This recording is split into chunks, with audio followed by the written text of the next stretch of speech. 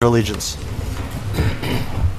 I pledge allegiance to the flag of the United States of America and to the republic for which it stands, one nation, under God, indivisible, with liberty and justice for all.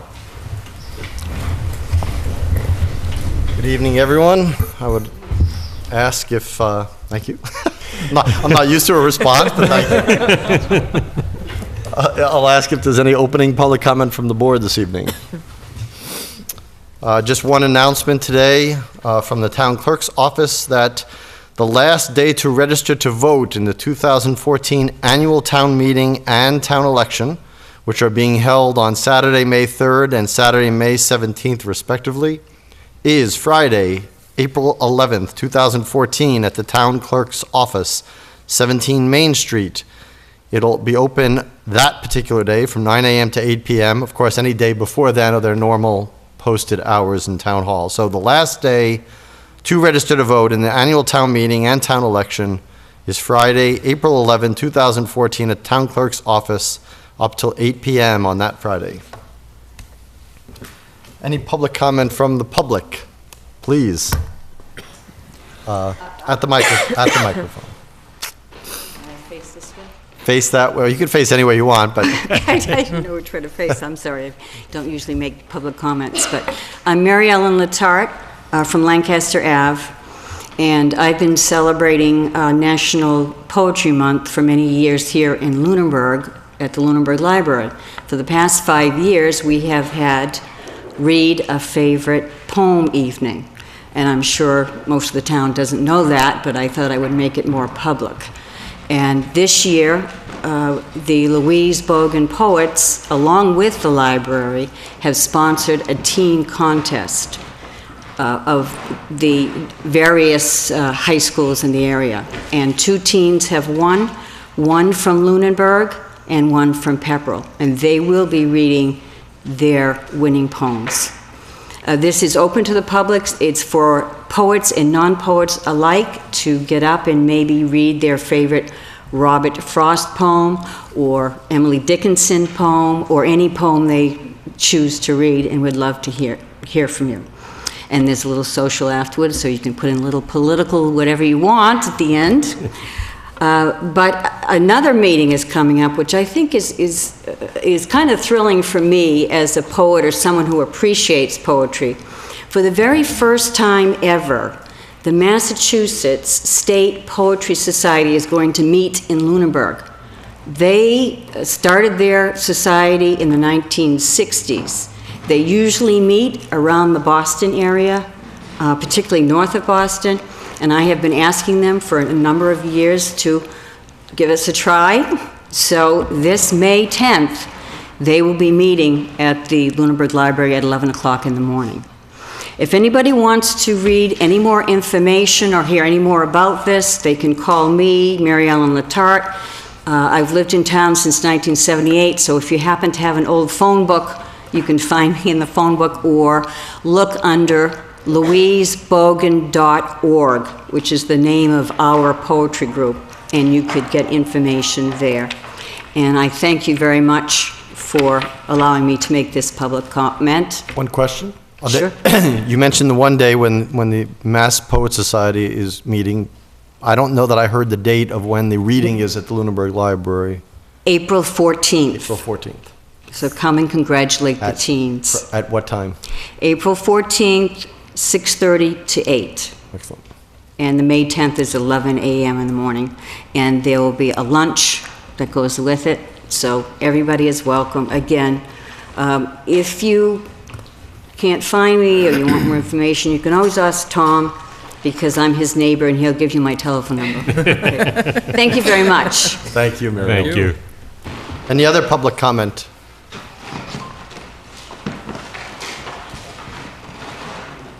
Wait a minute. Okay.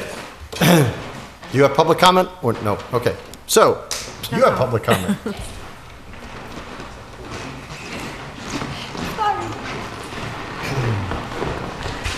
I'm Marcy Foreman. This is Bev Guerin from the Boys and Girls Club in Lunenburg, and we are just requesting approval from the board for 2 fundraising events that we have coming up. The first one is a townwide yard sale on Saturday, May 17th, and we're looking for approval to have people rent spots in the 2 parking lots directly in front of the Boys and Girls Club and on the side of the Boys and Girls Club. And the second one is our biannual volunteer toll, where we've done the intersection here in the center of town and the old Whalum intersection, and that's on Saturday, June 14th.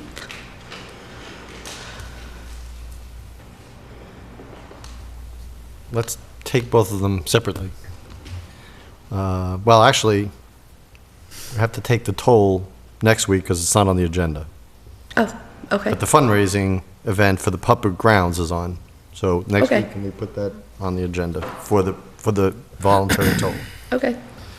So the fundraising event, just full disclosure, I'm on the Board of Selectmen, the Board of Directors of the Boys and Girls Club of Lunenburg, but since none of this affects me directly, it's for the club, I am allowed to vote on this.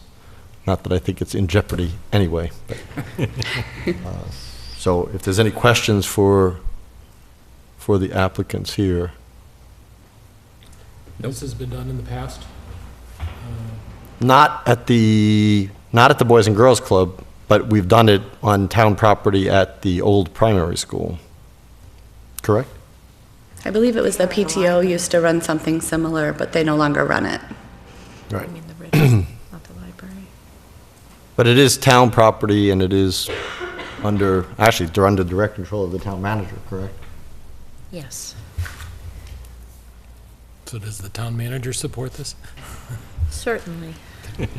I would make a motion that we approve the request for the use of the public grounds for the Boys and Girls Club on May 17th. Second. Any further discussion? All those in favor, please say aye. Aye. Opposed? None. Okay. Thank you. Thank So you. tomorrow, next week, we'll vote on that. You don't need to be present as long as it's, we're going to get it on the agenda for the voluntary toll. If Okay. you want to come, we love large attendance. Okay, thank you. Okay, so that was actually our 7:10 appointment instead of public comment, but we'll go to the 7 o'clock appointment for, now, of course, being a French student, I would say Jacques Meilleur, but is that how you pronounce it? Excellent, good. I'm glad I didn't anglicize it then. So Mr. Meilleur is an 8th grade student, and he's going to propose a Project 351 community service to us. Good evening. You're in 8th grade. I know, but you know what? He's almost taller than me. I just want to take a moment to talk about volunteer. Volunteers. Sir, who are you? Oh, hi, I'm Dave McDonald, 155 Island Road in Lunenburg. I'd like to take a moment to talk about volunteer, what the word volunteer means. For a small word, it means a lot. You people here on the Board of Volunteers, as well as other commissions and boards in town. As you know, we do a lot of volunteer work in town as well. It's very proud to be here tonight with Jack. I met him a couple weeks ago, and he had a program. And one thing I know about volunteers, and I'm sure you all will agree with me, you want to embrace it, you want to capture that, and you want to expand on it. So the only reason I'm here tonight, I'd like to thank Mr. Mayor for helping me get involved with him. And I think someday he would like to sit down with Carrie after this project and maybe start more community work with the high schools and the kids. I think it's a great opportunity for the town and for Jack. So it's my pleasure to introduce my friend, Jack. And good luck, Jack. Well, hi, my name is Jack Mayer. I live on 153 Highland Street. I'm here today to ask for your help. Earlier this year, my principal, Mr. Spadafino, took me to the side. I thought I was in trouble. I was like, what did I do? He's like, oh, don't worry, you're fine. He goes, would you like to be the ambassador this year for Project 351? And I go, what even is that? I've never heard that in my whole life.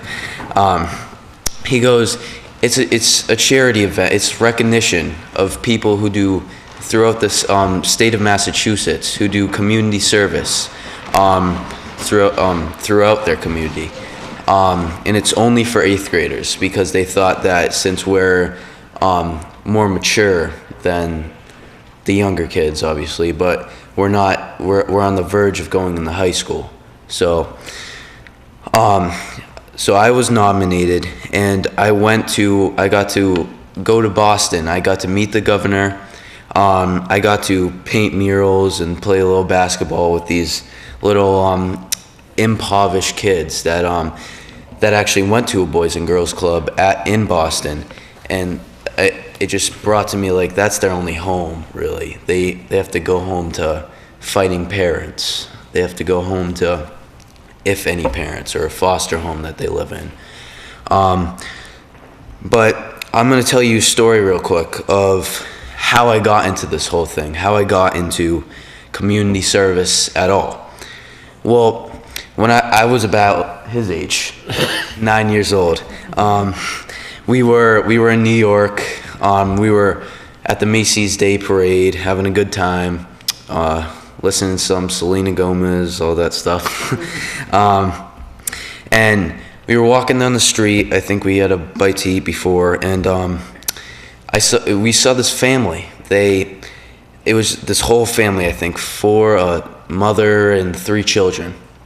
And what caught my eye was that there was a kid my age, so 9, at that time, that had torn sneakers, like with his toes popping out. He had a jacket completely torn to shreds. It was probably 15 degrees out. It was brutally cold, and this kid was living on the streets like that. And I don't know, he must have been the strongest kid ever with surviving that. But that's what got me into this. I'm like, no way, that should ever happen to a kid like that. I know that some people say, oh, well, some homeless people do that to themselves. That's their fault. But it really isn't. Half the time it isn't. It's so hard to get a job these days. These kids especially do not deserve to be living on the streets. So I've been running a charity project over Christmas. It's for foster kids out of the Lux program in Fitchburg. And it's just to brighten up their Christmas because they don't have one. So I give them new clothes. It goes through 2 weeks. And then we drop them off. I actually had an experience where I met one of those kids. He actually goes to my school, and he has autism. But he's a speaker, and he goes up to me one day at lunch. He goes, my best friend sitting right next to me. He goes, "Are you Jack Mayer?" And I feel like he said like Mueller or something, but I go, yes I am. And he goes, "Oh my God, I got your clothes when you had that Christmas charity donation, and it was the best thing ever." He called me like a celebrity, and it was like, I don't cry really, but that time I really almost did. It made my day completely. So now to where I am today, why I'm standing here right now. I am now running a project. What they wanted me to do, Deval Patrick, he wanted me to come back to my community and do another service project, but this time for homeless children, not foster children, so it's a step above now. And sadly, I'm not gonna lie, it has been going a little slow. Dave here has helped me a lot to try to boost this up. Actually, yesterday was a good day. I got this big bag at the high school, at least $500 worth of clothes in there. It was heavy. The handles broke when I was going up. It was a mess. And then at the middle school they had some. At the primary school there was a little bit of clothes, which was very good. But my goal is to get 5,000. Because there's at least 10,000 people in our community, at least. So that's pretty much asking half the people in the community to just donate one item of clothing. So it really, in perspective, it's not that much. But it's the problem is trying hard to get these people to do that. See, like people like, oh, I'll do it tomorrow. That won't happen tomorrow. Oh, I need to remember I need to do it tomorrow. It won't happen tomorrow. So we need to get these people to we have to have like a day. Like I remember when I met Jamie, he told me that we should have a day where like Tuesday or Wednesday, bring this much clothes in. Bring, my actually teacher, my history teacher gave me a great idea of like, she'll give out a homework pass to a kid who brought in clothes. But the whole idea of this, like, obviously they'll do it because they're getting a homework pass. Nobody wants to do homework, but the whole point of this is sacrifice, in my opinion. It's sacrifice. Like what I was telling my basketball team last night, we were talking about it, and I go, well, say your mom was having a good day. She brought you out spring shopping because nothing fit you. And she's like, no, you can get 2 pairs of shorts. And I said, you could get that 1 pair of shorts for yourself, that nice $40 LeBron James pair of shorts, which is ridiculous. And then get that other pair for the donation. It could be my donation. It doesn't even have to be my donation. The whole point of this is to get people in community service.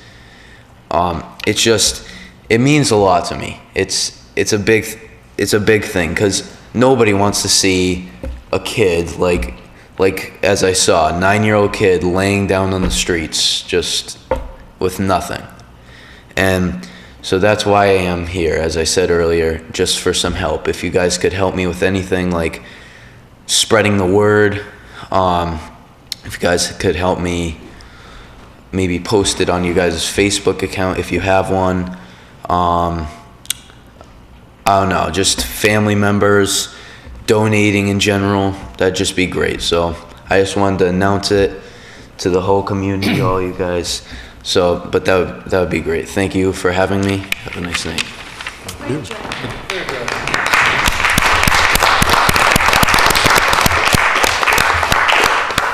I first want to start by saying that for someone who's in 8th grade, the way you presented yourself and the way you presented the project was pretty much one of the best presentations I've seen, not only from someone your age, but somebody in a long time.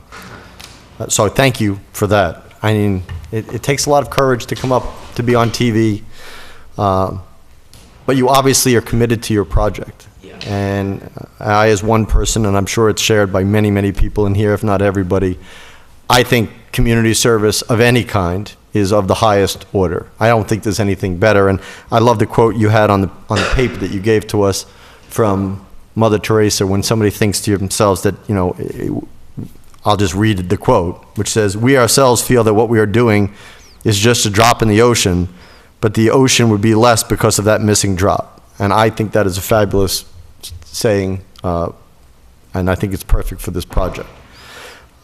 I am more than happy to, you know, use this time at the Board of Selectmen in any way we can. I'm sorry that you may not have come earlier, so you would have been able to announce it a few times, but in the future projects of this nature, I look for things like this to announce because I think these are so important. And I think getting the whole community involved not only helps your project, but I think there's nothing more rewarding. When somebody does something like this, whether they organize it or whether they donate to it, there's something you feel at the end of the day you can't get any other way. And so thank you for doing this and continuing to do this since you've done the Christmas donation already. I'm really thrilled that you are, and I hope you continue doing it. I'm sure, given what I just heard, I think that I don't really have any doubts that you will. Thank you. So thank you. Mr. Chairman? I'm sorry. Mr. Toll. I also commend Jack, excuse me, and look forward to all his community service endeavors, this and others. I just want to emphasize that he's got 2 days left on this particular drive, and he does have collection boxes at the high school, the middle school, the primary school, and the Boys and Girls Club in Lunenburg. There's only 2 days left in this particular drive. One question for you, Jack, and that is, if someone doesn't have clothes at home already that they have purchased and it's 2 days left, are any cash donations being accepted for this project or no? I'm going to ask you to come back to the microphone too. So. I believe so. I believe that they do actually take cash donations. And it's actually for an organization called out of Boston called Cradles to Crayons. Okay, so is that who the check should be made out to? Yes. Okay, so I will announce that. So for people who don't have time with the 2 days left to go to the store and get items, you can donate and bring them to these donation places. Yes. And the check should be made out to Cradles to Crayons. Yes, and I actually also missed one thing. It's new clothes. It has to be new clothes, just because, as I said before, these kids, all they're used to is used clothes. That's all they, even if they have any, that's all they have is used clothes. And there's nothing wrong with like Salvation Army. There's nothing wrong with Goodwill. That's great places to go to. But I'm just saying for kids, just to make their day even just a little bit brighter. And the collection, I should add, also is supporting infant children up to the Yes. age of 12, so by size appropriate. So anywhere from infants to 12-year-olds, 12-year-olds, and yeah. obviously boys and girls. So Yeah.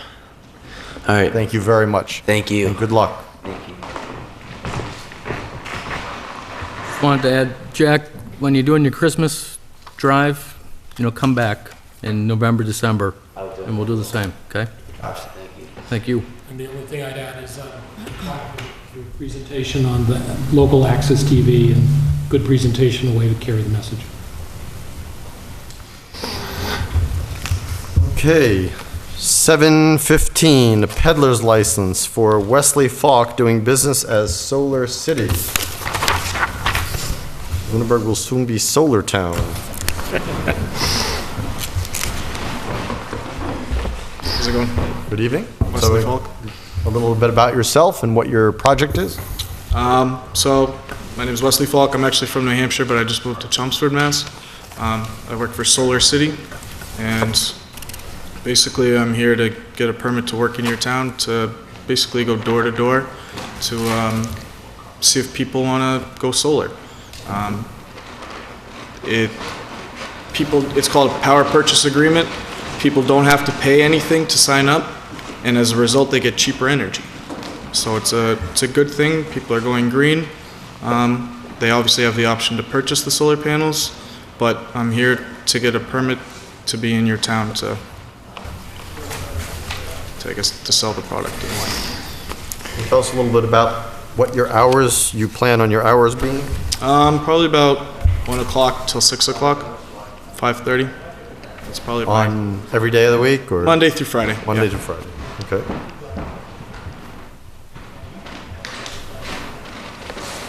The town manager, all the applications are filled out and to your satisfaction? Yes. Any questions from the board? So are you going door to door, or do you have preset appointments, or what's your process? If people sign up online, then I go out there, but I do go door to door too, to only certain qualified houses. Obviously houses that have a lot of shade, they have to be facing the right direction. So there's only certain qualified houses in the town, but yes, I do go door to door.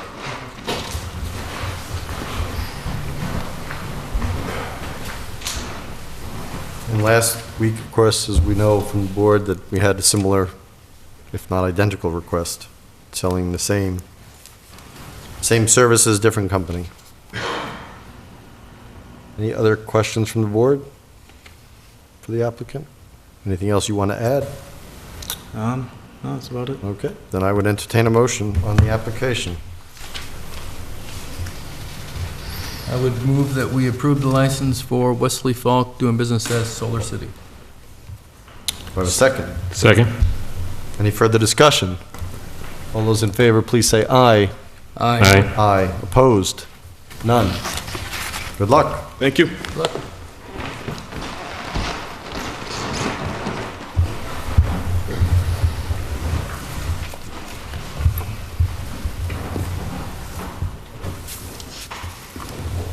Okay, next appointment is at 8, so approve hearing date for layout a public way, Whitetail Crossing.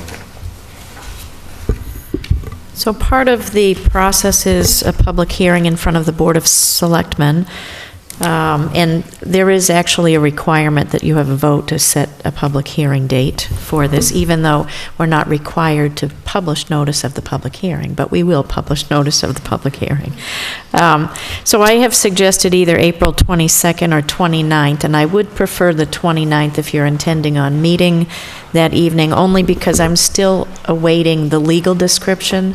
We have the plan, but not the legal description from the applicant's attorney, and the 29th would just give me a little more time to make sure that I have that in. So you had talked before about having a meeting on the 29th, and that would be my preference. Yeah, I think we've determined that we will be having a meeting on April 29th.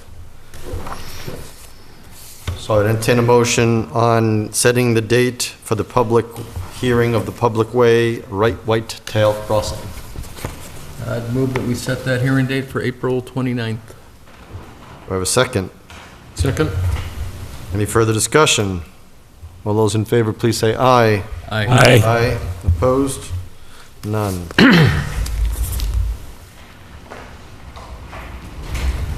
Okay, review and discussion of the FY 2015 Town Manager's recommended budget. Are there any budget adjustments from last week?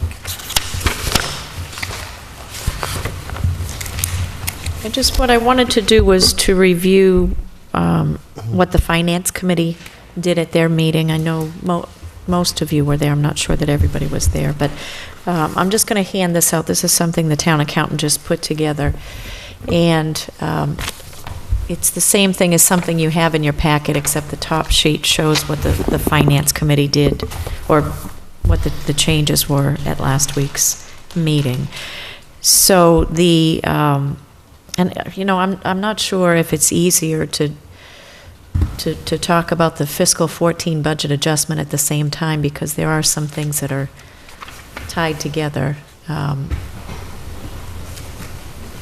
There's something in the budget adjustment that is contingent upon the action that the Finance Committee took, so I'm not sure if it probably would make sense to do that first. Let's do that first. Okay, so you do have a handout, a one-page handout.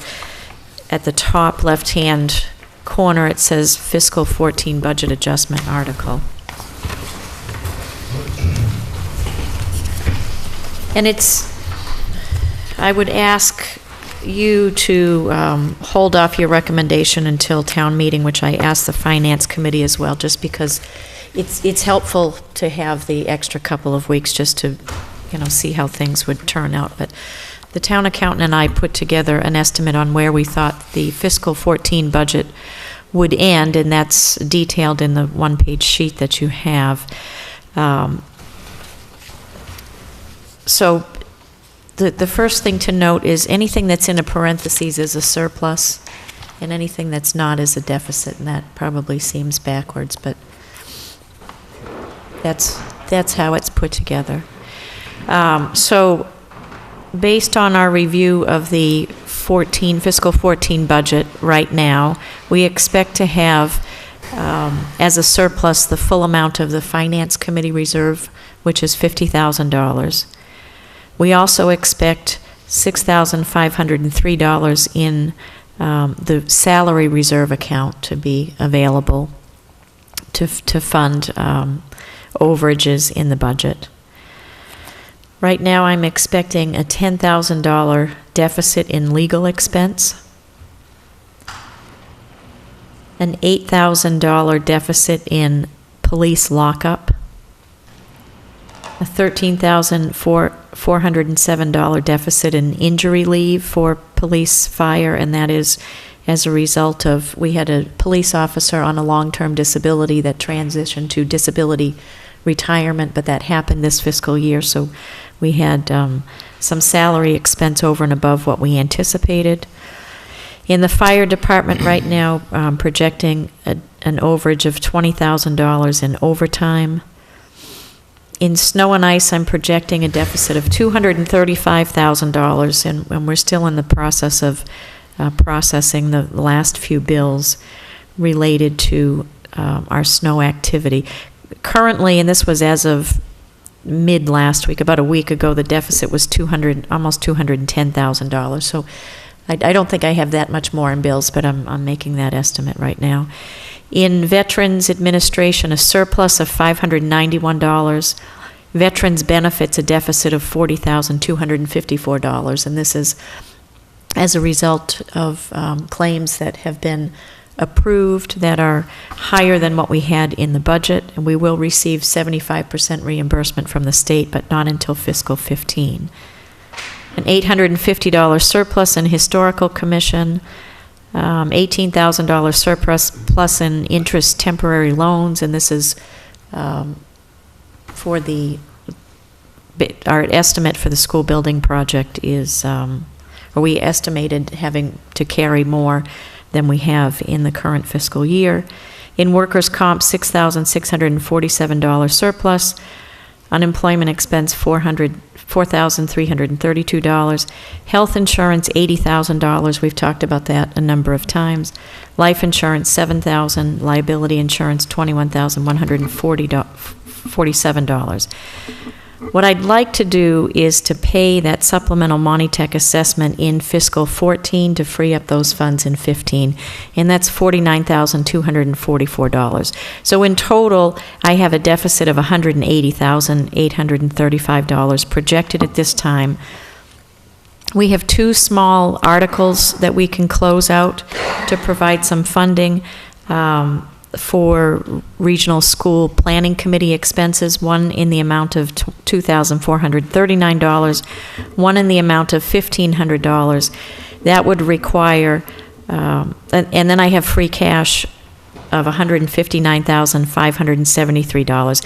That gives me $163,512 in revenue to offset that deficit. So I still have a deficit of $17,323, which I think I can cover at this point in time. So I'm comfortable in saying that we can cover that Monty Tech supplemental assessment and free up those funds for fiscal 2015. But again, I don't want you to vote on this because we're still working on it. But that's why I wanted to go through this first, so that you knew that I would be looking to pull that expense out of fiscal 15. Any questions on? Yeah, just to clarify, so when I'm looking at the 2439, the 1500, the 159, that's just plain numbers. That's not using the convention of surplus and deficit and everything else, right? Right. So, okay. Yeah. So that adds up to 163,512. Yes. Okay, thank you. The only other comment I'd make is that in the proposed budget that we have is, which you have down further on the sheet, of $74,000 coming from free cash into stabilization to get us up to that number. Effectively, by paying the Monty Tech assessment out of this year and using free cash, will you be using free cash to offset that? Of the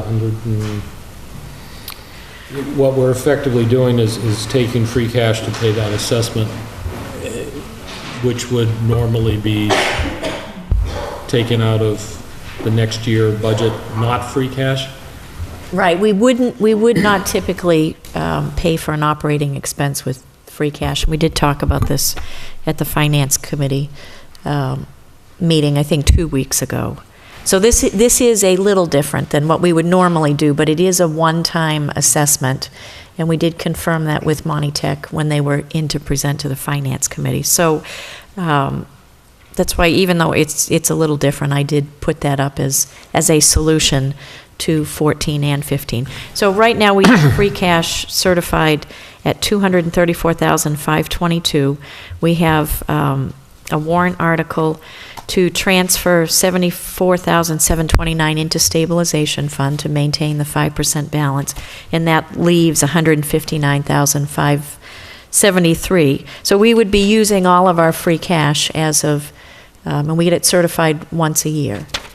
And I did have a question about, free cash. When's the next time we have free cash certified? So we will have free cash certified as of July 1st, 2014, but that doesn't happen until the end of September or October. So it's not something that we would be using for this annual town meeting. or available for the annual town meeting. Any other questions? I think this all seems reasonable, and I understand why you don't want to vote now, because it's a moving target. But I think this is a good plan. Okay. Just want to point out on a $30 million plus budget with a $235,000 snow and ice deficit, to be in this position is admirable. The quality of the budgeting job has been between your efforts and the Finance Committee. Thank you.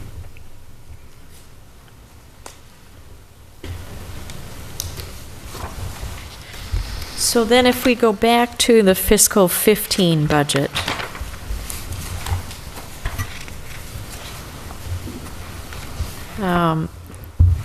at their meeting last week, the Finance Committee, and this is the budget and all of the other financial articles, but the Finance Committee recommended approval on the purchase of the Lane property. So maybe to back up, so we had 116,000, and I had it listed as 116,100. The town accountant has it listed correctly at 116,097 with the cents, the rounding. So we had that amount that was available to fund above target requests. And since we're going to pay that $49,244, we also have that available to fund. So at their meeting last week, the Finance Committee recommended approval of the purchase of the Lane property with a cost of $2,500, and that's for interest, short-term interest, or short-term borrowing. They also, the last item, allocated the rest of that that amount that was unallocated, $113,597, to the pavement management plan. And then their other two actions were just to move $12,500 from legal expenses to the planning director's salary, the land use director's salary. So whereas you talked about at your meeting last week about putting that money in the reserve fund and waiting maybe until fall town meeting to do something, they decided to recommend to put most of that into the pavement management plan. And that's really the only difference in their recommendation. I would point out that the reserve fund, of course, if it got put in there, and this was talked about at the Finance Committee meeting, would be solely under the control of the Finance Committee and really only be able to be expended without a vote of town meeting to move money to another location in the budget, would only be able to be used for unanticipated emergencies. And it was felt, and I concur, that that really limits the town, and it limits the ability of the town manager to move things around if shortfalls come, and without having to go to a town meeting. So, plus, the Finance Committee did, while they didn't take a vote on it, they talked about it, that they felt that the pavement management plan is something that we all know is underfunded, sorely underfunded, and if we had any unallocated money, it would be a good place to put that, to use it for that purpose. So again, I would concur with their assessment of where I think the money should go. But I just wanted to point out why they discussed moving the money from the reserve fund to another location, for those two reasons. You know, I watched the meeting, they had a good conversation about it, very thorough, it all made sense, so I don't have a problem with it. I mean, you know, the discussion we had last week was we could have allocated that money any one of those lines presented, and it all would have been good decisions, but probably this would be the best one, so. Good. And I think the other thing that the Finance Committee pointed out was that using possibly one-time income for a continuing operation item could be a problem, with the idea that the health insurance was so low this year and that we'd be faced with some concerns next year with the limits that we might be under. Certainly, the pavement plan is a capital item, and you could step back from it, but I hope that we continue to try to fund that one as well. Yeah, I agree, I support it as well. It's just unfortunate that even 113,597 is just a drop in the bucket when you put it towards the roads. I also want to take the opportunity, just only because of the way it was reported and discussed in some places, that we weren't talking about a surplus of $116,000. There was certainly enough money, as was detailed by the town manager in requests from departments, that went well over that. All it was unallocated. So up in the recommendation of the budget by the town manager had that money left unallocated. Certainly, I wish we were in a position where we had surplus. We funded everything we wanted and we still had extra money, but that wasn't the case. So just be careful with the word so people don't get the wrong idea. Well, yeah, because has been discussion, people have noted that, they almost feel that we're saying it's almost too easy a budget season. Right. And it only is because we're ignoring, the police department, we're ignoring the fire department, we're ignoring the streets, we're putting that off, and we're not dealing with it.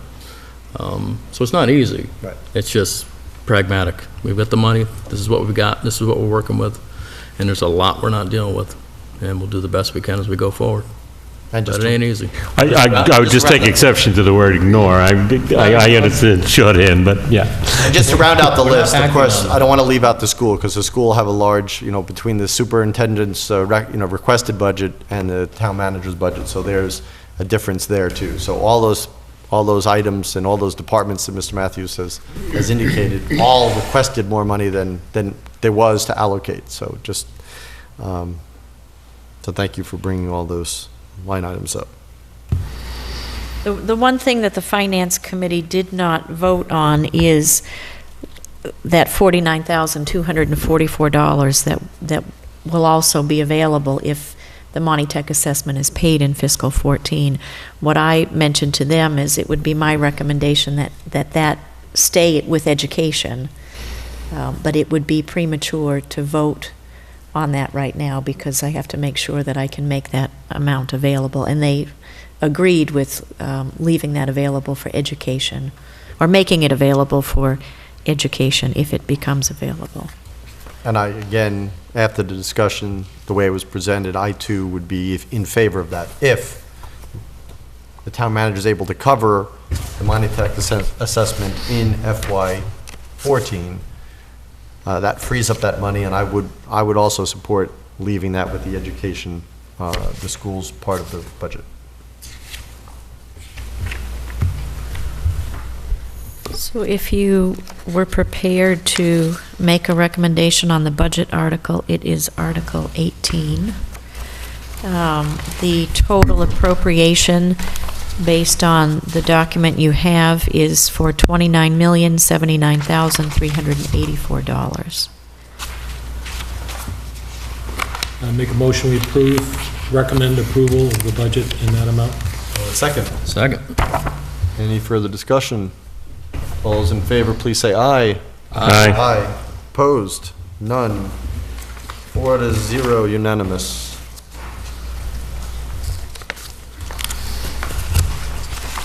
Any other budget items?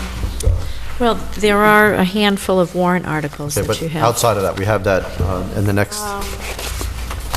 No. Okay. Okay, we still have 15 minutes before the sewer commission, so let's take a run at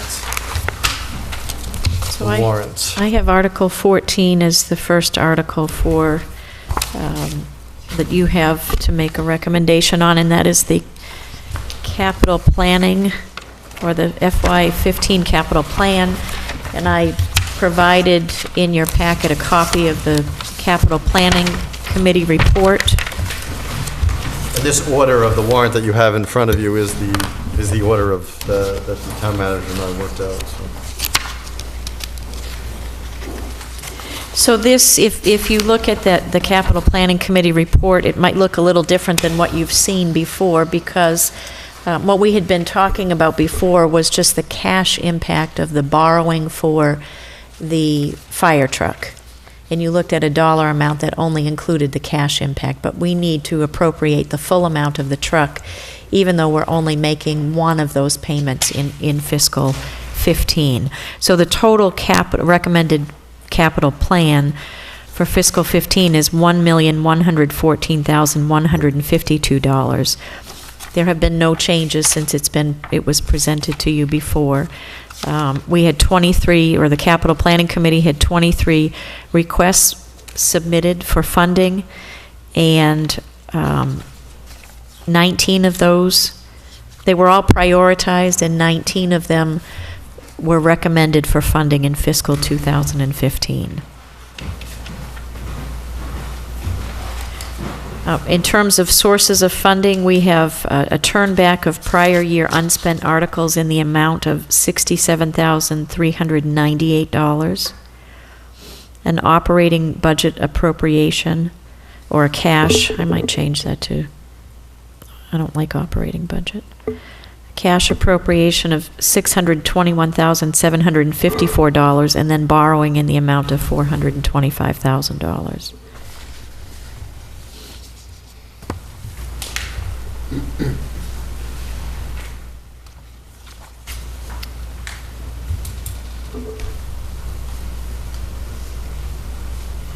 Okay. So, I move that we approve the capital planning report as presented. We recommend approval to town meeting. Second. any further discussion? All those in favor, please say aye. Aye. Aye. Opposed? None. 4-0, unanimous. So 16, Article 16 is the Student Transportation Offset Receipt Fund. I am going to ask the town accountant to review that article with you. I wanted to say I was watching the FinCom meeting last week and seeing the town accountant up there answering questions brought back fond memories. Not you. I think that comment clearly answers that question. I'm just kidding. It's good for the folks at home to see how good you are. Well, thank you. Okay, well, last week at the Finance Committee meeting, one of the questions was they just wanted to know how the offset receipt fund actually worked. I can tell you that before we could even establish the offset receipt fund, we had to write to the Department of Revenue to get approval.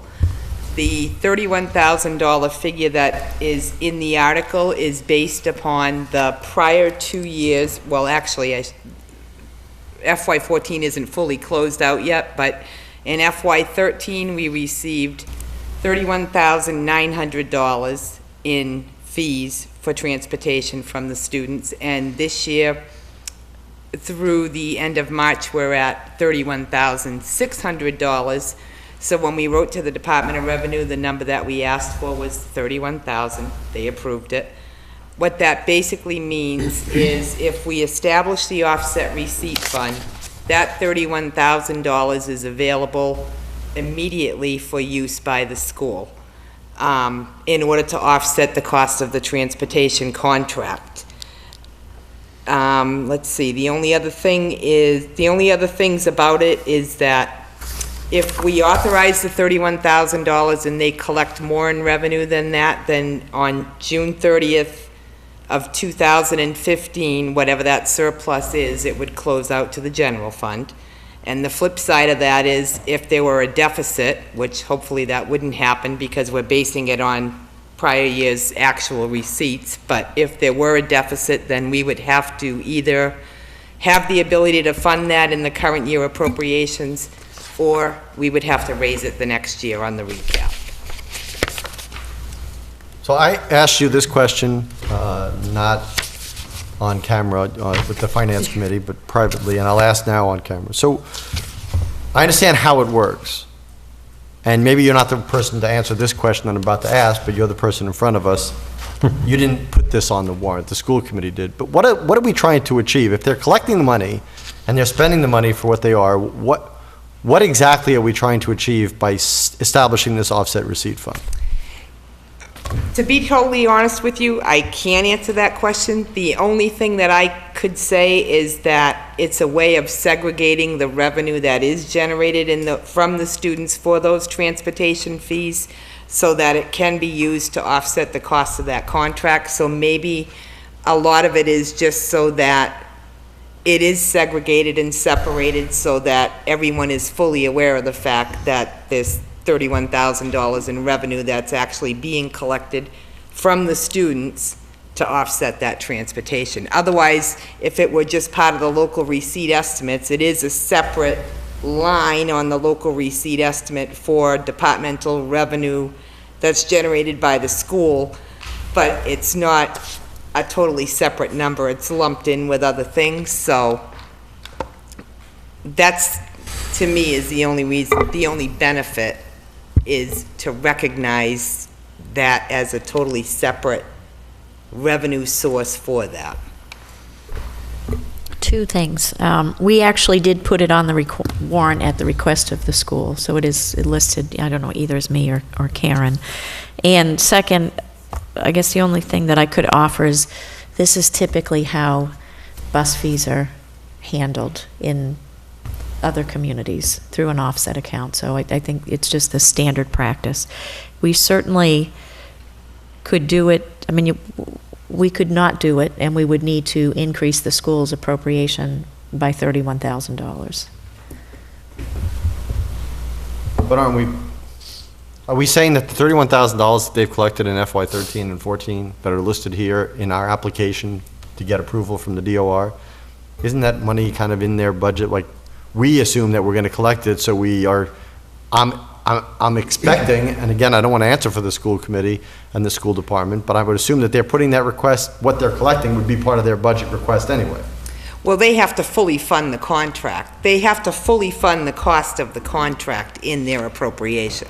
So, but my point is that if we're collecting it and it's part of the general receipts, we acknowledge that we're collecting it as a bus fee, even though it's True. not, like you said, it's not clearly identified, but Right. we're still acknowledging that in their request.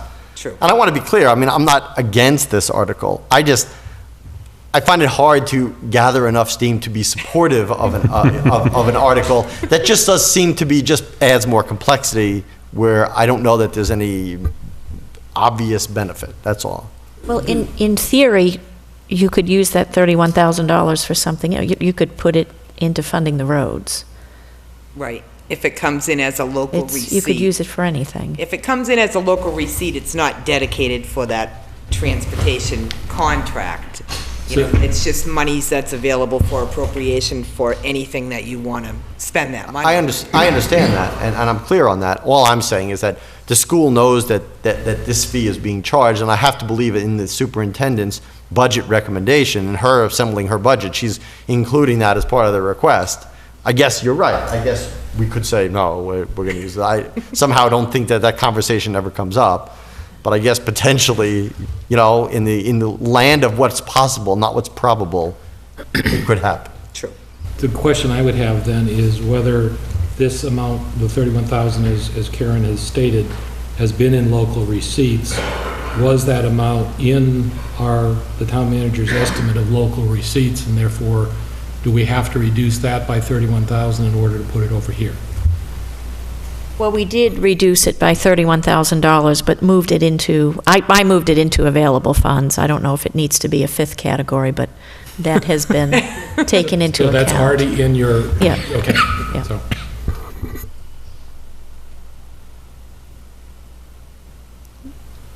I don't know. In essence, we're increasing the school budget by 31,000 because on a one-time basis, because it would have been local receipts available for the general operation.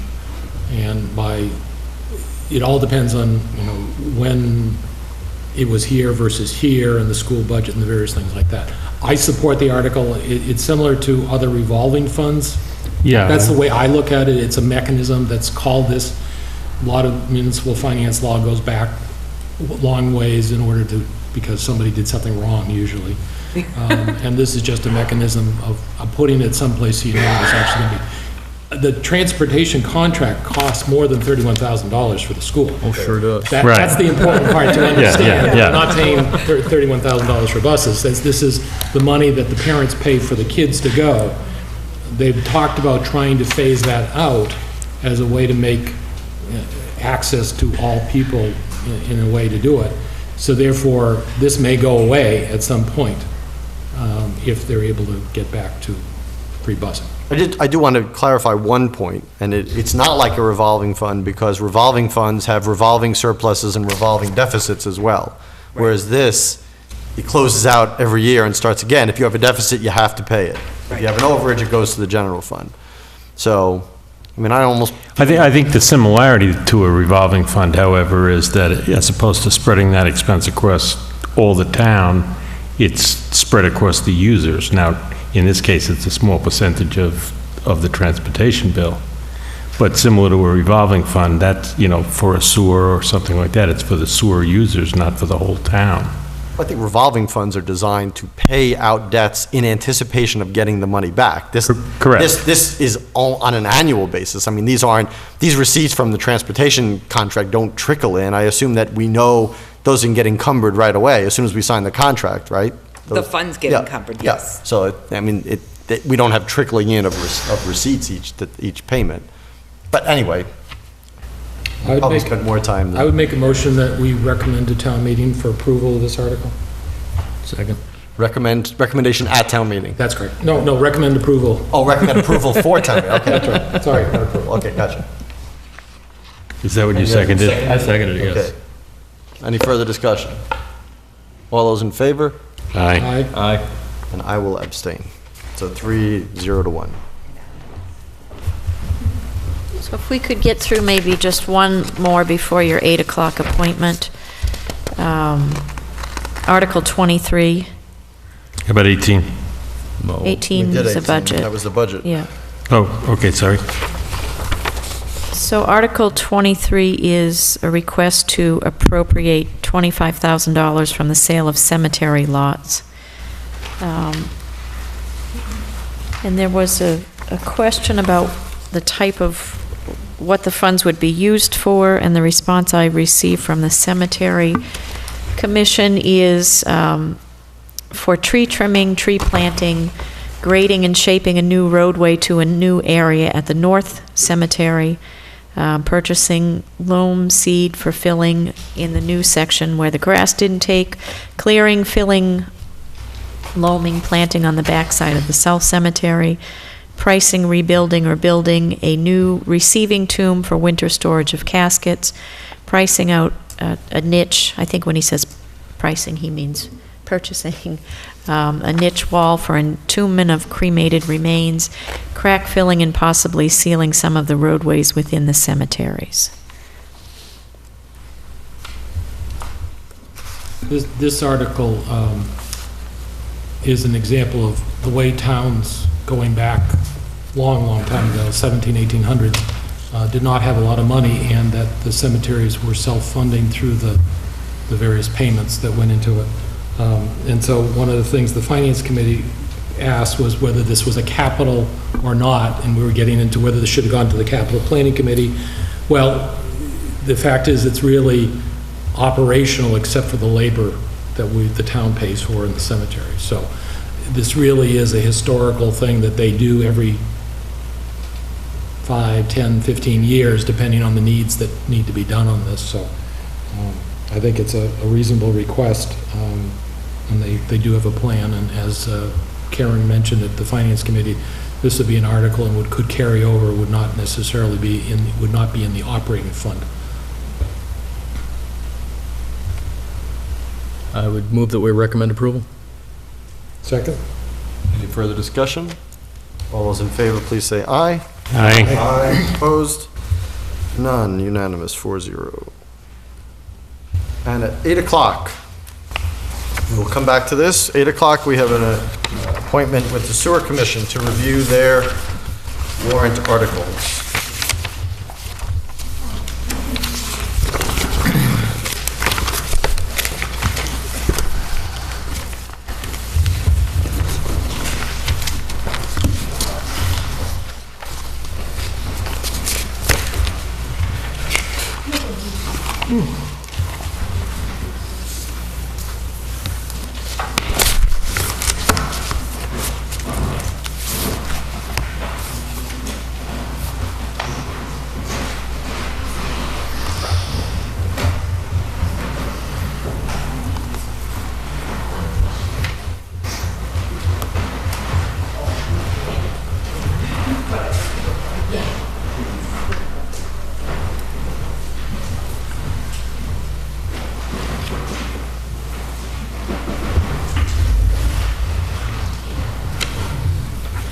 Fascinating television.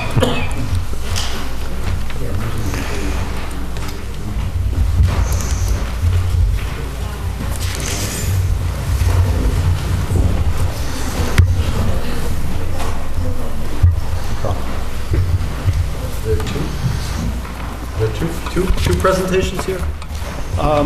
Yeah, Okay.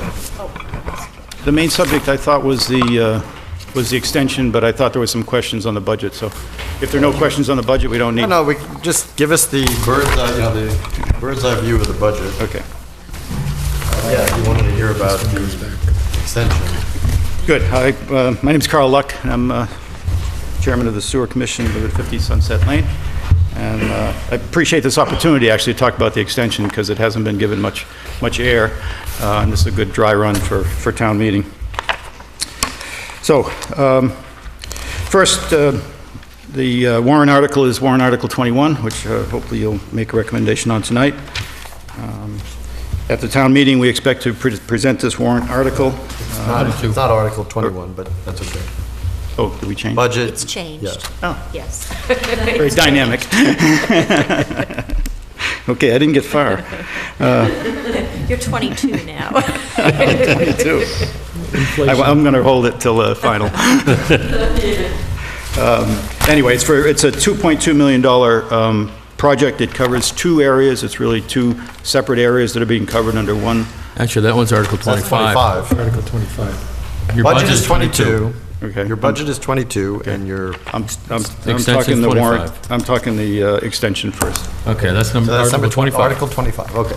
The scorekeepers at home. And those are Glad the I didn't final, write those it are the down. final. Okay, so we're all on the right page now? Good. The $2.2 million caught your eye? Yeah. Okay. So this extension, again, it's two areas of need. Pratt and Renee Streets is one area, and then the Lakeview area, which includes not only Lakeview Ave, but Cross Road, Harris Ave, Pine Grove Road, and Sunset Ave. So those are the two areas that we're looking to extend the sewer into. The majority of the funding is from an SRF low-interest loan that we've already started the process on. And the sewer betterments will cover all of the costs for this project. So none of these costs will be borne by the taxpayers in the tax levies. This will all be portioned out in the betterments. The next few graphs just shows the area. That's the Pratt Street and Renee Street area. The yellow highlight shows the area that will be the extension. The larger area, this is part of Sewer Service Zone 6, but it's not the entire Sewer Service Zone 6. It's only the Pratt Street and Renee Street. And we'll go into how many houses are on there that are affected. But again, it does not address all of Sewer Service Zone 6. The second area that's being addressed up off of Whalen Lake is Sewer Service Zone 9, and that is that whole part of the Sewer Service Zone 9, and it goes right down to the lake. The interesting thing on this is if you go down where Lakeview Ave is, Lakeview Ave, which is the one that's running horizontal on this layout, that really is the end of the town serviced paved roads. Everything in the lower left there, that little circular area, is not really what it looks like. There are dirt roads, and not all those roads are there. So that's one of the challenges in this area. And a little later, we'll talk about putting some extra money for surveying and legal fees and things, because we're going to have some challenges there due to right-of-ways, and things are not all real clean. But the thing that is for sure is that area needs sewer. The motivation for these areas, after a 3-year detailed study, the comprehensive wastewater plan, which is really our Bible in the Sewer Commission in terms of where we're going and how we're servicing the town, and that the town voted on. These 2 areas were identified as areas of need. Pratt and Renee areas, they were actually on the list for the original Phase 1, and due to some twists and turns in the implementation, it didn't end up going down their road. So they've been waiting for quite a while for that. They have a very high water table, and it's just not really, it's problematic to put in Title V's. The Lakeview area, and I won't read all those roads again, this area was actually ranked second highest in terms of need of all 24 areas in town that were identified. So this one was it's almost on the very top of the list of needs. So this is a prime area to address. Very dense housing. There's several Title V failures in that area already, and the proximity to the lake certainly helps drive its high need for sewer. Just want to make note that both of these projects were initiated by residents of that area that came to the Sewer Commission, and we jumped on it with both feet. But I would encourage any other people who are in the sewer service area that want to get something going to come talk to us. We can be very, very helpful to get that going. Okay, next sheet. From a support point of view, our regulations require a 2/3 support in order to sewer an area, and we did this for several reasons. It's normal to have a 50% plus requirement for betterments, but we wanted to take a little stronger position to make sure that the residents really wanted this, and that we would have some confidence that they were going to connect. Because part of our trouble now is if less than 50% of the people connect, it's hard to cover the cost. So this also helps to make sure that people really, really want it.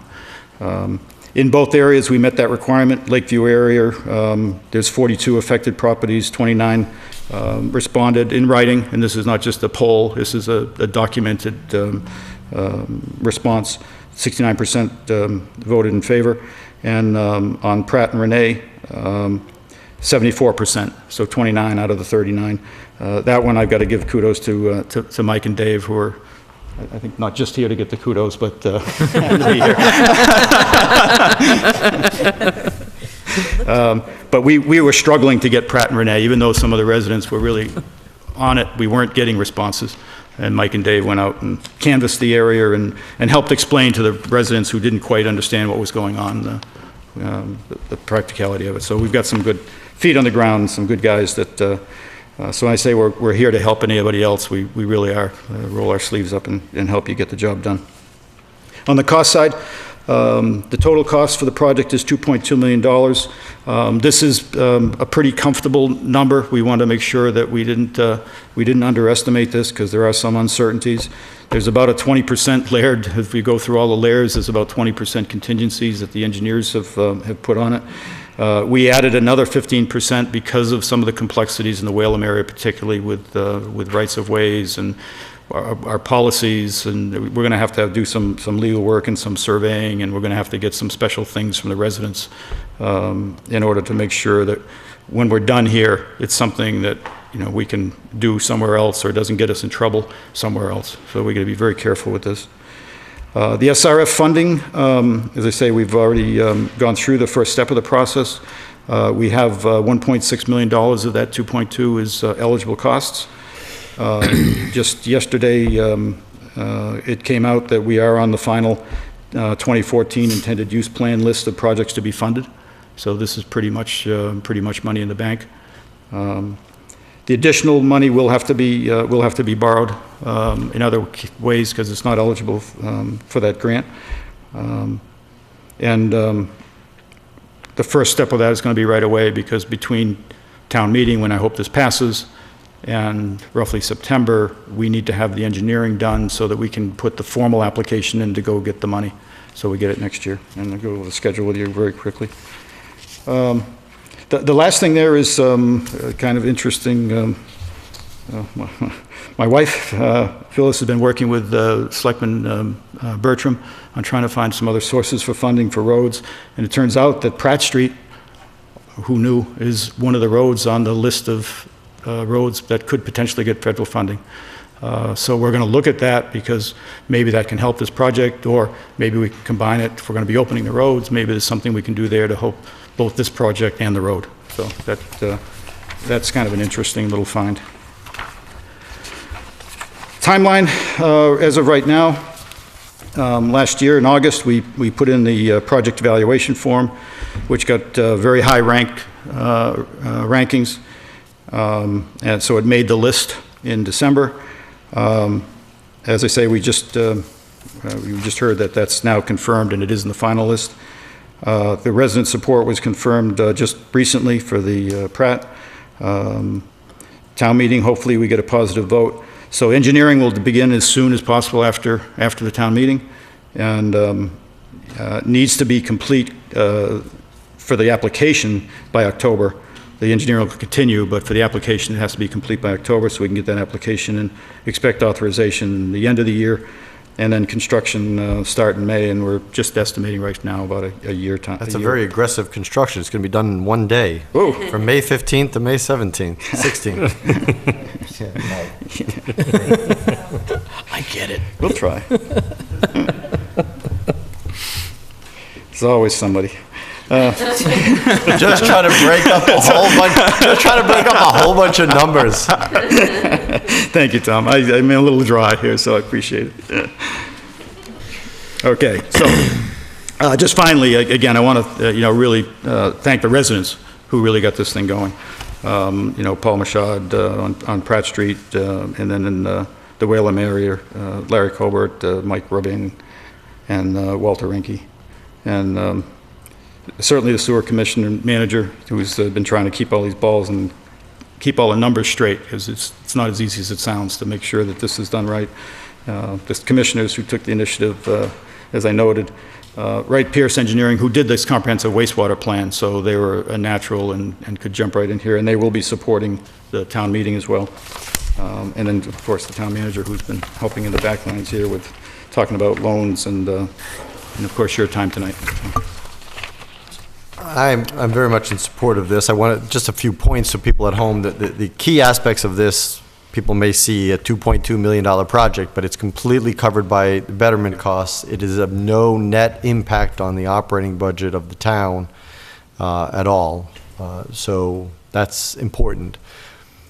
I do have one question, and it probably is premature, but I'll ask anyway. Has any analysis been done about how this will impact the sewer rates or the income to the sewer enterprise fund when these are built?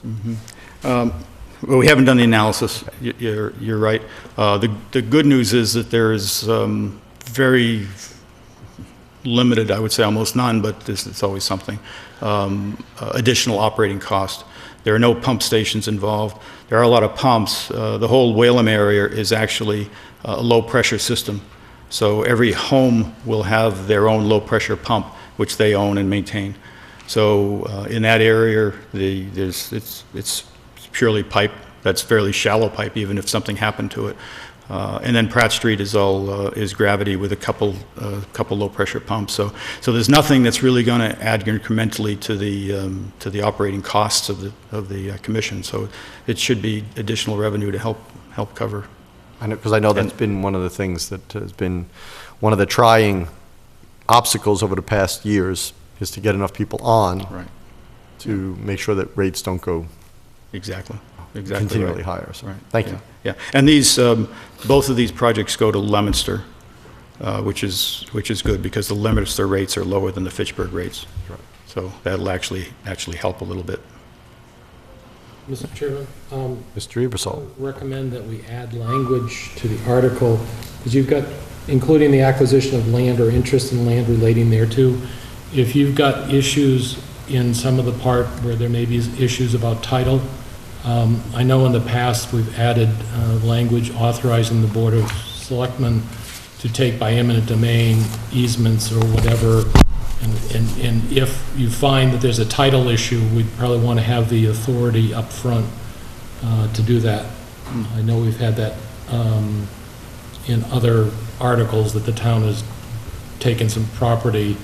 It was a friendly sale, but there was a title issue and the town we had to go back to town meeting a second time to get that language. So it probably, there must be stock language that town council would be able to come up with for what could be added to that.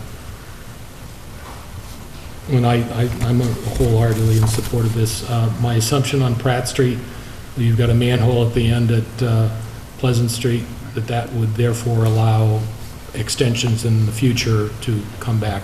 Yes, exactly. Yeah. One of the requirements we have with any of these extensions is that if it's not the entire service area, it's able to be extended without touching anything else. So, exactly right, Bob. Thank you. So, also, I hope that we're going to be coordinating with the DPW for drainage, especially drainage. I understand it's very wet in both these areas. I know in the past, with the sewer here on Mass Ave, we had an issue where the pipe went in the ground and it changed water flows, groundwater, caused a hell of a mess for someone up the road here.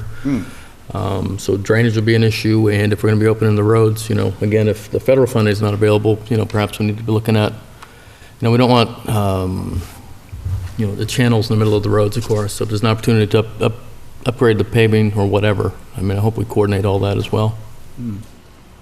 It's a very good point, because I know from walking Pratt Street that there is some erosion already along the side of the roads that's eaten away from runoff.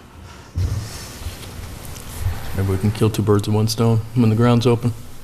And to take that one step further with your I&I inflow and infiltration, that whatever drainage can be dealt with, if a lot of the people on the street already have sump pumps, if we can deal with that right from the start, and that they put some drainage coming from their house to whatever drainage is there. If everything's being torn up, that's the time for everybody to do everything they need to do. Great inputs. Any other questions for Mr. Luck on this article? I'd make a motion that the Board of Selectmen recommend approval of this article at town meeting, and make recommendation to town meeting. Second.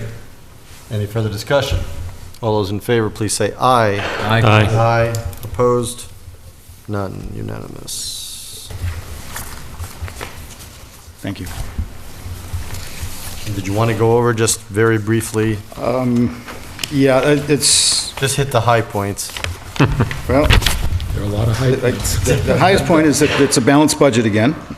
So we are managed without a rate increase. We did increase the rate last year, but we're good this year.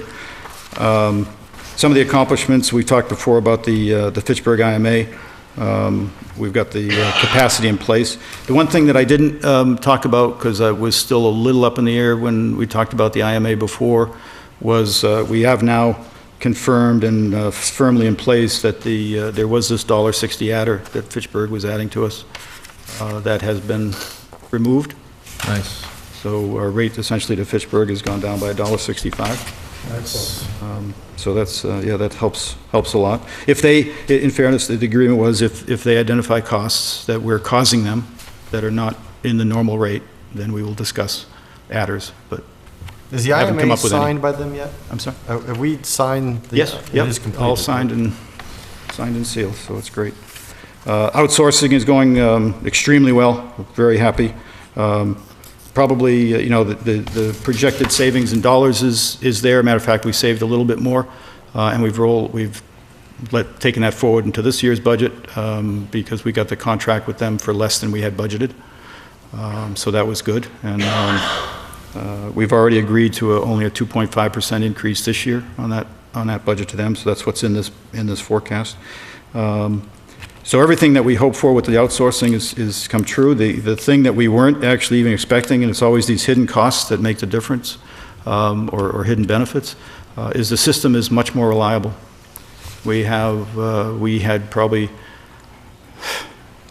knows better than I, but maybe a couple of call-outs a week on the average, on weekends, and we're spending a lot of money. Now if we have a call-out a month, we take a hard look at it. So the system is up and running, more reliable.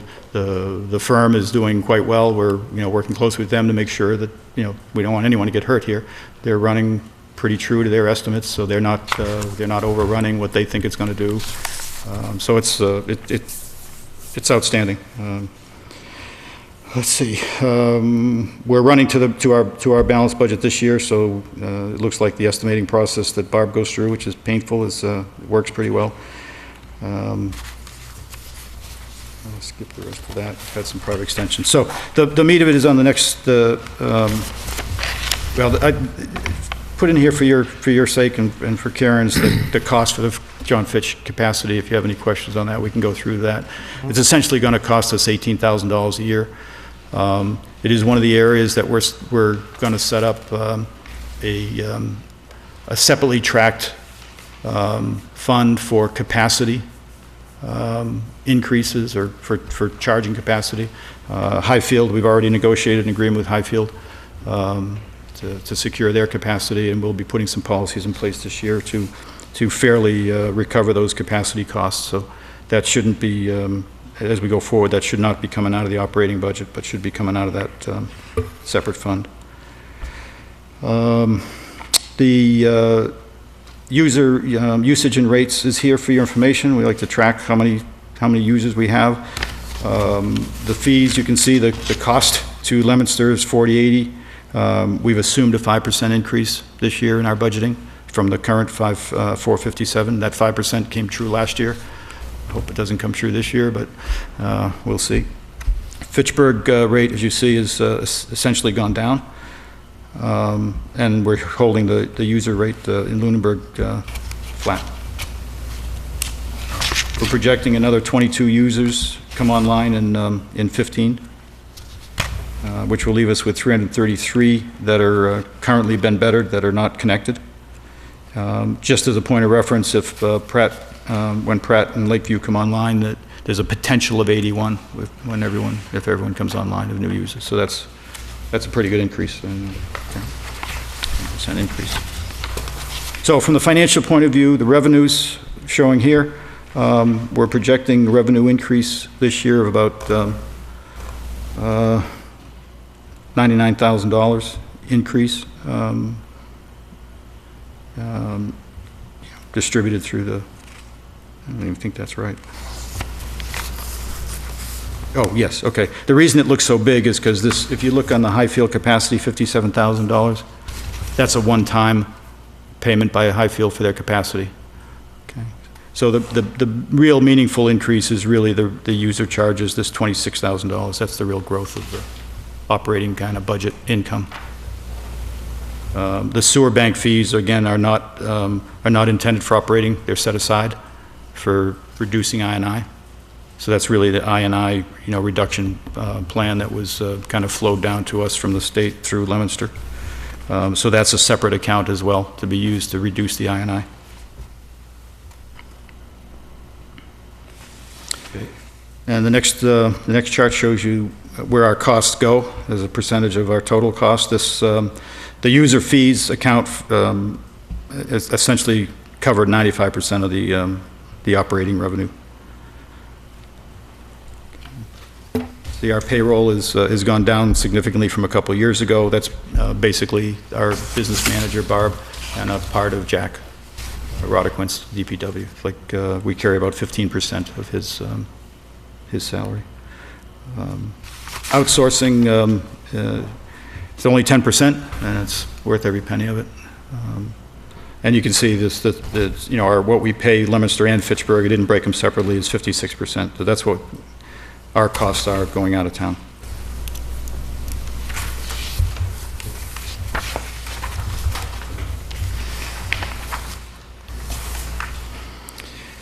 Okay. And some of the key things in here, I said with 22 connections, no rate increases. We're not assuming a rate increase from Fitchburg, but we are 5% from Leominster. We're not assuming any extraordinary legal fees within this operating budget, betterment aside. We are in the process right now of adding a generator maintenance contract to our outsourced contractor. We were going to do that with town employees, but these generators are really pretty complex beast, and they better work when they have to. So that's another step in some outsourcing. Okay. And again, to your point, Tom, and I appreciate your highlighting it, there will be no impact due to Lakeview or Pratt extensions on the system or the town. Okay. And last charge, retained earnings are at 471, 785, so we've still got some good money in the bank. I'd like to see us start put back some of what we've taken out over the years. The John Fitch Highway, we need to work with Karen, and we've already had these meetings of how to deal with this fact that we've got a big lump of money up front from Highfield, and we're paying it down slowly, so we need to portion that. And that's why when you look at the details and the numbers, you don't see that $18,000. What you'll see is the $18,000 minus a 20th of the Highfield payment. So that's why you won't see that. You won't see that number. You also won't see cleanly that we plan to spend $35,000 in I&I. What you'll see is that's $35,000 minus the bank of the $7,400. So that's why you won't see that number exactly. But the bank supports the I&I. Hopefully, at some point, the I&I will completely relieve the operating budget from having to do that. And that's it. Excellent. Well, I want to thank you and the entire Sewer Commission. Thank you. 3 of your members are here. 1 absent member. You know, it's really good to get these budgets the last few years where the whole department has really matured after really trying to find a lot of its footing. The whole sewer project was new to Lunenburg, and it's taken a lot of iterations and a lot of people's hard work, and I'm glad it really is it has been for some time under some really good stewardship. So thank you for continuing that, to you and to all the members here and the 1 member not here tonight. So thank you for that. Thank you. Best news for the ratepayers is no increase this year, so happy day. Yeah, thank you very much. I'll make a motion that the selectmen recommend approval of this article. I think we did already, didn't we? Nope. No, we didn't. Okay, so then, yeah. And here have a second? Second. Any further discussion? All those in favor, please say aye. Aye. Aye. Aye. Great. Opposed? Thank you all very much. None. Thank you very much, Carl. Okay, so I believe you've made recommendations on everything else, Okay. including ones that you've identified as reporting at town meeting. Yes. And if you are so inclined, I have the 5 copies of the warrant for signature. Now, I do need to update the document to include your recommendations, but the signature page is fairly separate, and it would be helpful to sign this evening because we would be sending this to the printer by Thursday morning at the latest. Do you need a motion on this? Sure. Let's do it. I move that we sign the warrant as presented with the changes that we made tonight. Second. Any further discussion? Yeah, just one, Mr. Chairman. Article 26, I'm not sure the vote is appropriate. I think the approval is appropriate, but it shows 5-0, and I recused from that. On which one? 26? 26. Good catch. Okay, so on 26, can we change it to 4-10? Thank you. Do you want it to reflect the recusal? I don't know, whatever's appropriate. No, votes for recusal are not counted. Okay. Okay. So, all those in favor now of approving the motion to sign the warrants as motioned by Mr. Eversole? Aye. Aye. Aye. Opposed? None.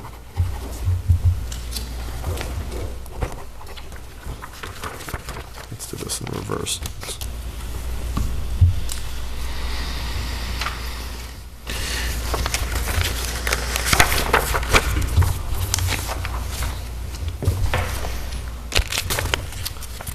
Okay, minutes.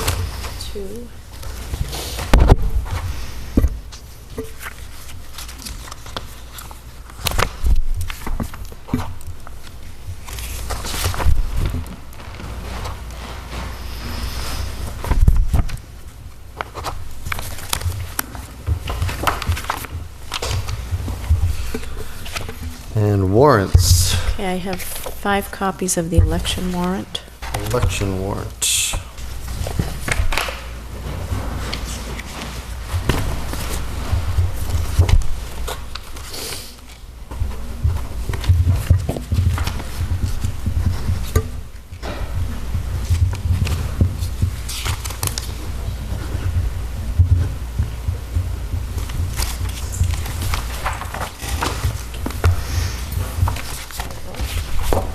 Accounts payable warrant in the amount of $292,178.46.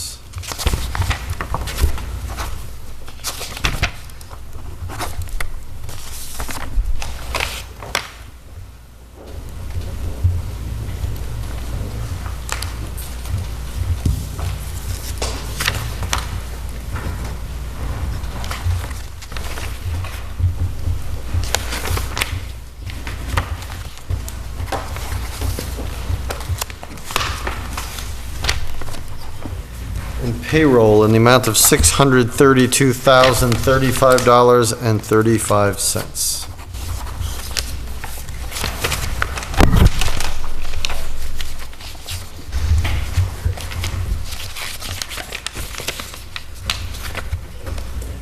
And payroll deduction warrant in the amount of $343,314.65.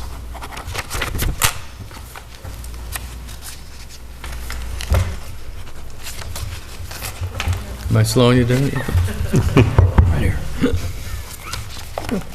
Sorry. Action file issues. Any action file issues? No. Yes. Yes.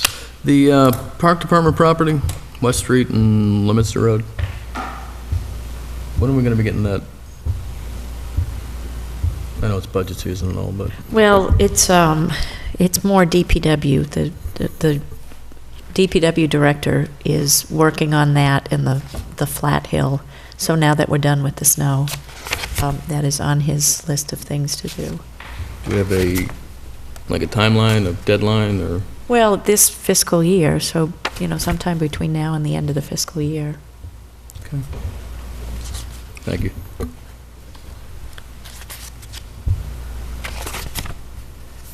Mr. Chairman, whether we do it now or later, I'm going to be talking with the town manager regarding open meeting law and other town boards. The Beacon gave a listing of additional trainings, some of which are web-based, to make training on the open meeting law a little bit easier for some people. But based on conversations with various boards and various citizens, I just want to keep it on the table to talk about additional training for other elected boards, as well as continual training for appointed officials on the open meeting law. It is a complicated law, but what I'm hearing is a misunderstanding of it as opposed to a misapplication of it. So a misunderstanding turns into a misapplication, and that's the thing I'm trying to avoid. So I'm going to work with the town manager on this. The town manager has been very successful to get various committees and commissions and elected officials to get their minutes up to date. The town clerk has been working on that as well. So I think we're making great headway, but it's pretty clear we've got a long way to go with some boards and commissions. Okay.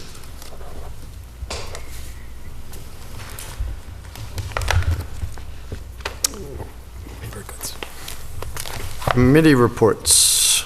Board of Health. No report? Building reuse. Met last evening, introduced our 2 replacement members, voted to recommend a new member, which we'll bring to the Board of Selectmen next week. We discussed our decision matrix, subcommittees, task force structure, and beginning to do work on our charter. Our next meeting is May 5th at 6:30 here in the town hall. If I can request as new members get added, that we have once you're finalized, just give us the new roster, because I know there's been some changes. Sure. Capital Planning Committee. No report, however, the Capital Planning Committee has been invited to join the Finance Committee at their April 24th meeting as they discuss their capital spending policies and procedures. Okay. Which brings us to the Finance Committee, which meets next on April 24th. Last meeting, they finalized the review of their budget and voted on their recommendations, as you know. And we'll meet on the 24th here in Town Hall at 7 o'clock. Okay. Library Board of Trustees. No report? Mrs. Bertram is not here, so no MPO and Planning Board. No PAC. School Advisory Committee on Acceptance and Diversity. No report? School Committee. They met last week, they had their budget hearing, pointed out a number of different areas that have had impacts on the budget, including increases in special service for special ed needs, as well as we have an influx of more kids that are English basically as a second language. Limited English proficient, they call it. The state has mandated that we add 1.5 specialized teachers to address that. We also have a greater influx in the number of, great growth in the number of kids on the free and reduced lunch programs, all things which eventually are going to impact, I guess, what we'll see out of Chapter 70, but in the short term, we're a year behind. So as we look at what's driving some of the costs, that's some of it, big impacts.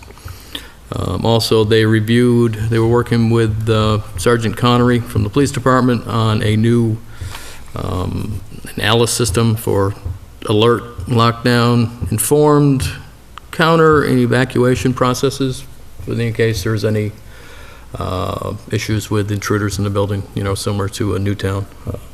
So they are working towards that and getting more training and more understanding of that in place. So. Excellent. School Building Committee. We'll meet tomorrow night. Sewer Commission. No further report? And Mass Broadband, we're going to leave that on until the end of the fiscal year, but I think we can probably take it off pretty soon. I just have to still trying to press the answer to my email of a couple of weeks ago. Town Manager reports. Okay, I have one that I'm going to channel. I'm going to channel Paula on this one. I'm looking at my You have great concerns? notes. She actually wanted me to make mention of the Summer Street project. Mass DOT has requested a utilities meeting on that project, but we are at the end of our contract with VHB, our engineer, because they've done their 25% design, and we are awaiting release of the state money for the rest of the design, and that hasn't happened yet. So I did communicate with Paula yesterday and with our engineer. We are going to go ahead and authorize VHB to attend that utility meeting at Mass DOT just to keep the project moving. So that's going to be in addition to our contract.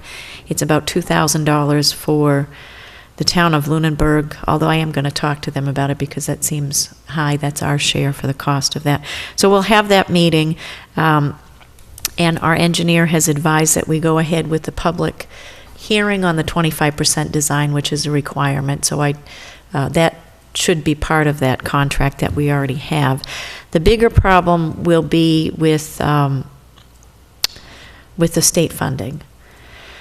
So the state funding for the remainder of the design is tied up in the transportation bond bill, which the governor has not spent down. He has put together a capital project plan for fiscal 2015 that does not include the Summer Street project. I've spoken to Senator Flanagan's office. Apparently, they will look at that again in July. And if we are not on a plan for July, I think we need to do something locally to keep that project moving. And I suggested to Paula that potentially we submit the remainder of the design through our own capital planning process for fiscal 16 to keep the project moving, or consider doing something at a fall town meeting. And I don't know about the fund. I don't know where the funding is going to come from at this point in time. But if we don't do something, that project is going to stay stalled.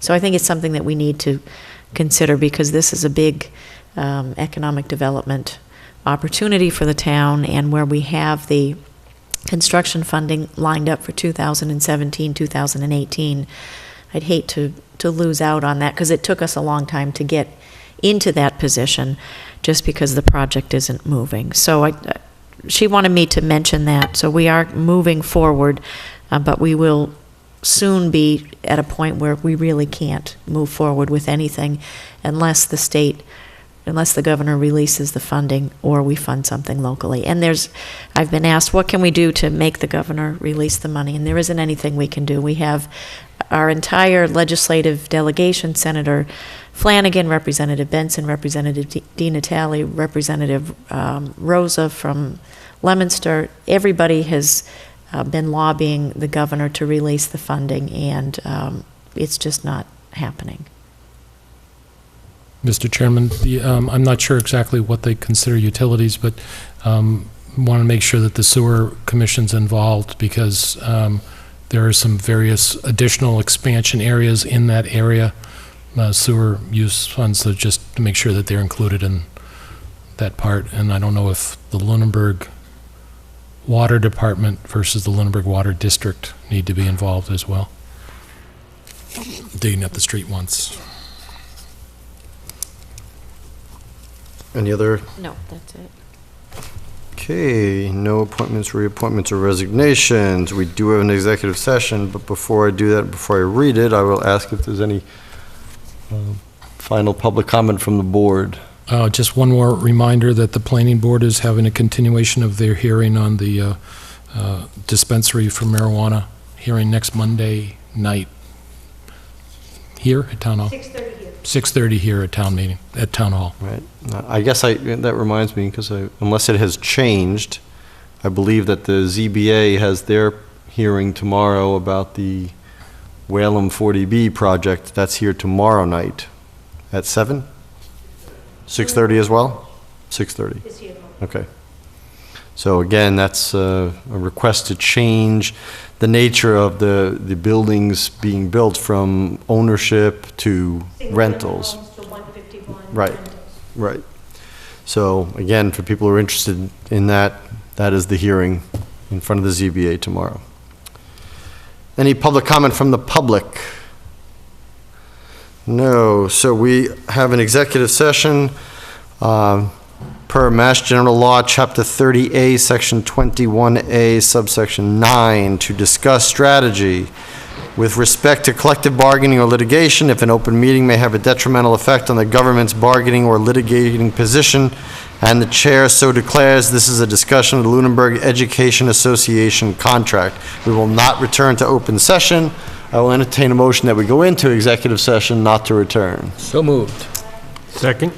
Roll call vote. Mr. Ebersol. Aye. Mr. Toll. Aye. Mr. Matthews. Aye. And aye for me. Good night, everyone. We will see you next Tuesday.